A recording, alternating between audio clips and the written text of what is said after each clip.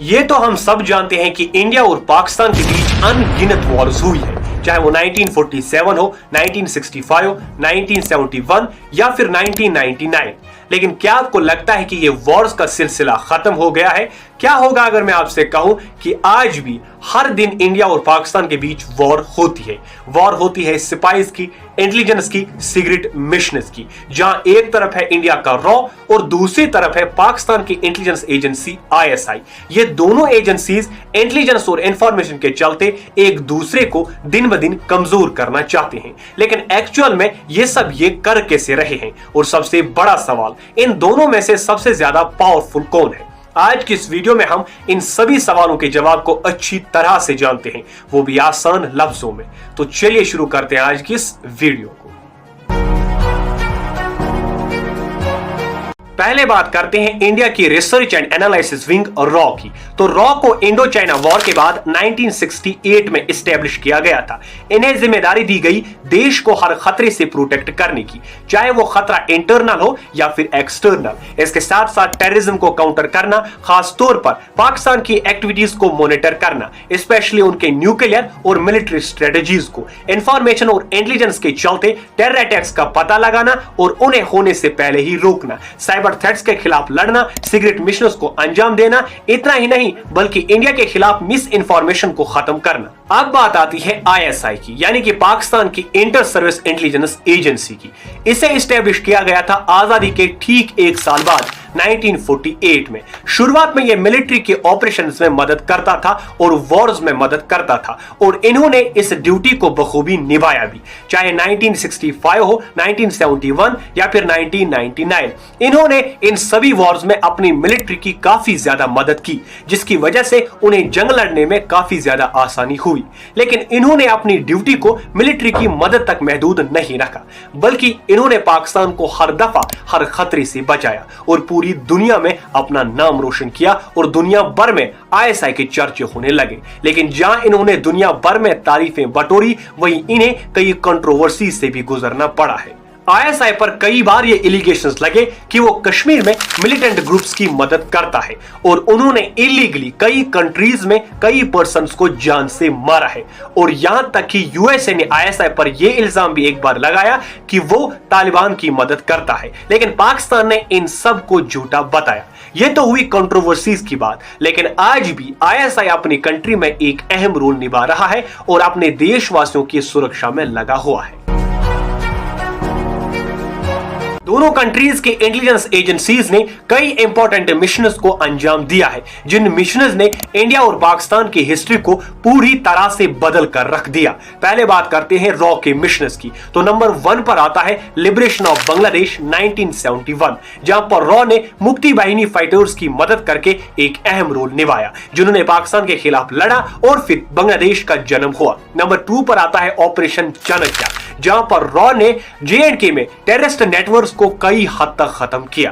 Countering China's influence, इस mission के चलते रॉ ने चाइना के बेल्ट एंड रोड इनिशिएटिव्स के बारे में काफी इंफॉर्मेशन हासिल की। इतना ही नहीं, 26/11 मुंबई अटैक, जहां पर रॉ ने एक इंपॉर्टेंट रोल निभाया, ना सिर्फ कई लोगों की जानें बचाई बल्कि उन अटैकर्स का पता भी लगाया। अब बात करते हैं ISI की। तो पहले नंबर पर आता है कारगिल वॉर 1999, जहां पर ISI ने एक मिशन लॉन्च किया, जिसके चलते उन्होंने मिलिटेंट्स को इलीगली इंडिया की सरहद में भेजा और उन्होंने इंडियन आर्मी पर अटैक करना शुरू किया, और इस अटैक ने फिर वॉर का रूप ले लिया। इसके अलावा दूसरे नंबर पर आता है 26/11 मुंबई अटैक। इंडिया ने पाकिस्तान पर यह एलिगेशंस लगाए कि 26/11 मुंबई अटैक का असली मास्टरमाइंड ISI था। इसके अलावा प्रोक्सी वॉर, जैसा कि मैंने आपसे कहा कि पाकिस्तान की ISI इलीगली कश्मीर में मिलिटेंट ग्रुप्स की मदद करता है, और ऐसा मैं नहीं बल्कि दुनिया भर की कंट्रीज का कहना है। ये उन्हें फंड्स प्रोवाइड करता है और उन्हें ट्रेनिंग देता है। साइबर वॉरफेयर, आज भी ISI इंडिया के खिलाफ मिस इंफॉर्मेशन और प्रोपेगेंडा फैला रहा है। अब सबसे बड़ा सवाल, इन दोनों कंट्रीज के इंटेलिजेंस एजेंसीज में सबसे ज्यादा पावरफुल कौन है? तो इस सवाल का जवाब देना लगभग नामुमकिन है। लेकिन ऐसा मैं क्यों कह रहा हूं? क्योंकि ये दोनों एजेंसीज कहीं ना कहीं स्ट्रांग है। जहां रॉ ग्लोबल इंटेलिजेंस गैदरिंग में बेटर है, CIA और मोसाद जैसी पावरफुल इंटेलिजेंस एजेंसीज के साथ स्ट्रांग पार्टनरशिप्स हैं, वहीं दूसरी तरफ ISI का स्ट्रांग लोकल नेटवर्क है, स्पेशली कश्मीर और अफगानिस्तान में। लेकिन एक बात जरूर है जो रॉ को ISI से बिल्कुल डिफरेंट बनाती है, और वो है कि रॉ देश में वही काम करती है, वही ड्यूटी निभाती है जिसके लिए उसे देश ने रखा है, यानी देशवासियों की सुरक्षा करना, देश को खतरे से प्रोटेक्ट करना, टेररिज्म को जड़ से उखाड़ना। और यही काम ISI भी करती है, लेकिन प्रोटेक्ट करने के साथ साथ वो देश के इंटरनल मैटर्स में भी इंटरफियर करती है, यहां तक कि वो पॉलिटिक्स को भी कंट्रोल करती है, जिस पर हमने एक डिटेल वीडियो बना रखी है, आप चाहे तो उसे देख सकते हैं। अगर मैं थोड़ा बहुत इस वीडियो में रिवाइज करूं तो ISI पर कई बार ये एलिगेशंस लगे कि उसने कई पॉलिटिकल पार्टीज की मदद की है इलेक्शन जीतने में, और कहीं ना कहीं ये उन पर साबित भी हुआ है। और पाकिस्तान में कौन प्राइम मिनिस्टर बनेगा और कौन नहीं, इसमें भी उनकी राय जरूर शामिल होती है। चाहे रॉ हो या फिर ISI, एक काम को ये दोनों इंटेलिजेंस एजेंसीज अच्छी तरह से निभा रहे हैं, और वो है देश की सुरक्षा। इस ड्यूटी को निभाने में ये कोई भी कसर नहीं छोड़ते हैं।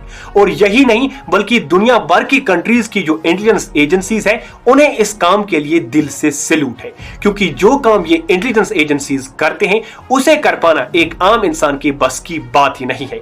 ये इनपुट और इंफॉर्मेशन के चलते देश को बड़े से बड़े खतरे से बचाते हैं और अपनी जान भी निछावर कर देती हैं, क्योंकि कई मिशंस में इन्हें यह पता होता है कि हमारे इस मिशन में जान भी जा सकती है, लेकिन ये अपनी जान की परवाह किए बिना अपने मिशन को अंजाम देती हैं। बाकी आपकी इन दोनों इंटेलिजेंस एजेंसीज पर क्या राय है, हमें कमेंट बॉक्स में जरूर बताइए। इसके साथ साथ अगर आपको हमारी ये वीडियो पसंद आई हो तो हमारे इस वीडियो को लाइक कीजिए और चैनल को सब्सक्राइब कीजिए, ताकि हमारे आने वाली जो भी वीडियो है वो आप तक पहुंचे सबसे पहले। तो अगले वीडियो तक के लिए खुदा हाफिज।